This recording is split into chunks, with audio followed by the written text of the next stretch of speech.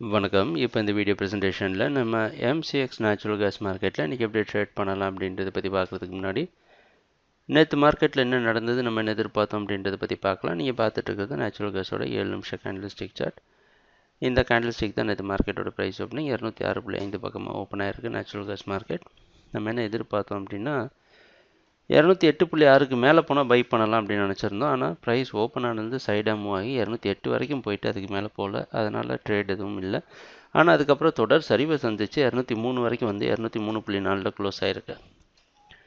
இன்றைக்கி மார்க்கெட்டோட opening 205லேருந்து 204க்குள்ளே open ஆகிறதுக்கு வாய்ப்பு இருக்கிற மாதிரி வெளிநாட்டுக்கு நான் MX மார்க்கெட் வச்சு பார்க்குறப்ப தெரியுது. அதனால் என்ன பண்ணலாம், மார்க்கெட் மேலேயும் போக மாட்டேங்குது, கீழேயும் வர மாட்டேங்குது, சைடாக மூவ் ஆகிட்டுருக்கு, தடுமாறிட்டுருக்கு.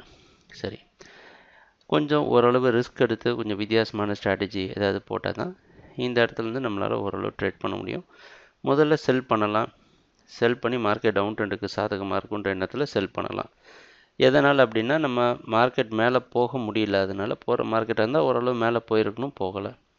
ஆனால் செல் பண்ணிவிட்டு என்ன பண்ணலான்னா, இதே 208.6க்கு மேலே போச்சுன்னா ஸ்டாப் லாஸும் அதே இடத்துல போட்டு அதே இடத்துல பை பண்ணிவிட்டு திருப்பி 205 பக்கமாக ஸ்டாப் லாஸ் போட்டு ட்ரேட் பண்ணலாம்.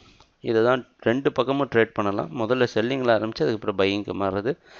இந்த மாதிரி சைடாக மூவ் ஆகிட்டு இருக்கிற சமயத்தில் இந்த மாதிரி ஒரு ஸ்ட்ராட்டஜி யூஸ் பண்ணுறது தவிர வேறு நமக்கு ஒரு சிறந்த வழி இல்லை. ட்ரேடிங் நடக்கிறப்ப பார்ப்போம் என்னென்ன மாற்றங்கள் வருதுன்னு. எங்கள் வீடியோ ப்ரெசன்டேஷனை தொடர்ந்து பார்த்துட்டு இருந்ததுக்கு மிக்க நன்றி, மகிழ்ச்சி, வணக்கம்.